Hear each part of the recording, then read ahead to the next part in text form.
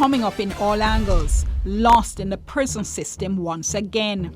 Shock and horror at the Neal Chambers case. His body was covered with vermin bites, and there were live bed bugs, popularly called in Jamaica chink, all over his body. Statements, calls, and promises coming in. What the public can be assured of is that where there is accountability, it will be had. Could this be the change we've needed for years?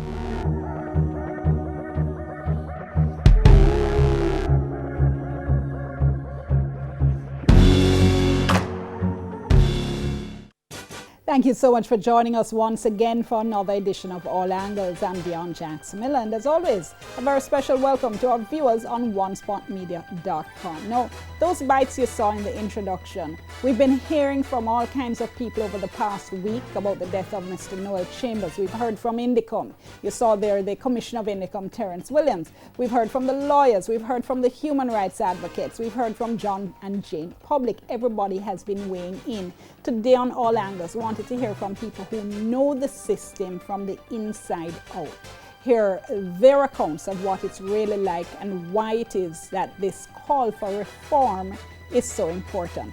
Joining me in the program, I have Howard Davis and Lascelles Neal. They're both former inmates of the Tower Street Adult Correctional Center. Gentlemen, we really appreciate you coming in. Thank you both so very much. Mr. Neal, let me start with you. Just tell us briefly first how long you were at Tower Street and what for. Yeah, I was at on the Tower Street facility since 1999 up to 2013, which I was get transferred from there to the St. Catherine District Prison and finish off the rest. All right, what about you, Mr. Davis? Yeah, I was charged for murder, sentenced to 20 years, served 7 years and 10 months, released on parole on the 17th of June, 2017. Mr. Neal, you had also been charged with murder. That was also your charge? Yeah, non-capital murder charge. All right. So both of them, you would say you know the system from the inside, as I was saying? Most definitely. Balance. Let me start out with Mr. Chambers. You've all been hearing about the death of Mr. Chambers over the past week, and a lot of people have been, shocked and how could this happen and so on. Mr. Neal, you ever came across him? Yeah, I know him for years. Even when I just get convicted and down there for 1999, I see him. He's used to sweep up the yard inside of Tower Street. I'm located on a section with them call, where the tuck shop is, them call it special location for a certain type of inmate. You understand me? Where them try to condemn in a way other prisoner. But anyway, when I was just be convicted down there, I always stay on my section and see him come off a film section doing some sweeping work. That's what me know. I always see him do. And I think he's not really tall, I'm not really short. He's on a good height. And he kind of look a bit light skin. And I think he's a ras. Yes. Understand me? He's a ras and he grew up. Yeah, but he look firm them time there, when time I see him. But I just saw firm, you mean healthy? Healthy, yeah, him look healthy to me. I always sweep up the yard and those things every day. Where they and the prison authority. You ever hear him talk or anything? Yeah, him give himself, him not give himself trouble. Him always humble and do him necessary work or duty inside there by sweeping up the prison here and those things. What about you, Mr. Davis? You ever come again across him? Well, see him, but because of the stigmatization surrounding the prison, because as I say, you have rules and regulation, both by the officers and both by the inmates. He said that he's located over by a special location. What is that?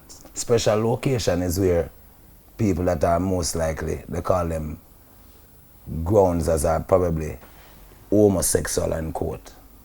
So you don't mix the homosexuals with the general population. So they would have a section for themselves. So you'd call over there special or boys town.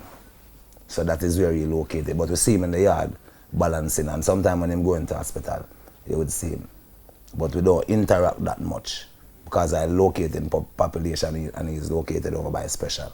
Okay. So this, how much would you know about this phrase that people call detained at the court's pleasure, detained at the Governor General pleasure? All right, it's a nice question I asked a while ago, because at the end of the day, it's part of a system whereas in it's not fit to play. They would say my brother who was charged for licking out a glass, but wasn't convicted nor tried, was placed in the same situation. Meaning your real brother? My real brother. When I was in the prison, I saw him round by the hospital, Mr. There's an officer who is the orderly around by the hospital in the prison. He came to me the day and said that a man who near started here is a brother, you know. But I wasn't paying attention in mind because I didn't know my brother as a troublemaker. But when I go around there and my brother called to me, I didn't even recognize him because I'm facing under this bush. You understand me? I can't get to see him. But when I look good behind the bush, I see him start tears and I say, Spence, what you do around here? And I say, I look out a 1970-something, one of them Aston Cambridge car glass. So anyway, we get to the bottom of it and find out.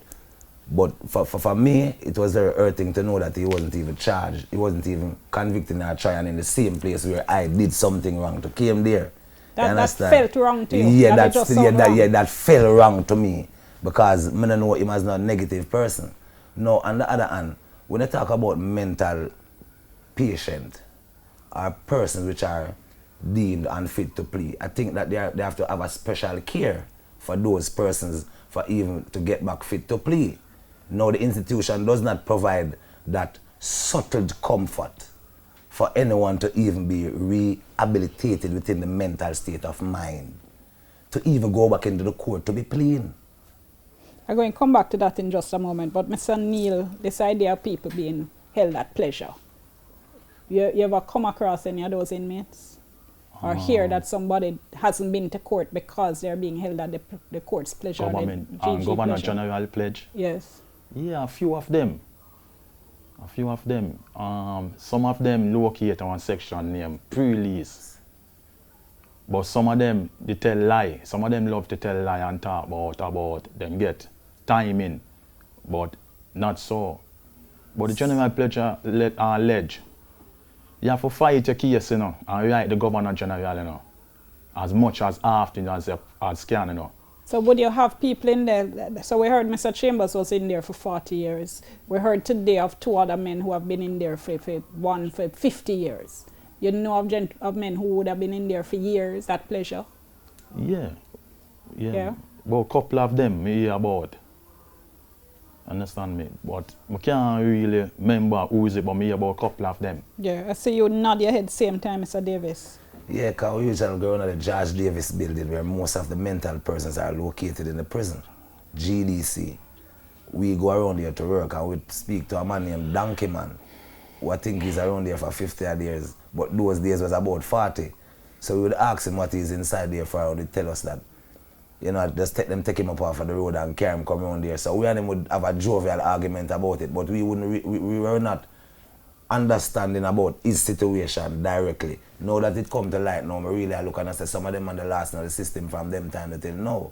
You understand? And as I was saying, if I wasn't around there to assist my brother, probably he would still last in the system. Let me, your brother first of all, tell us what happened with him. I mean, how did what ended up with his story? Okay.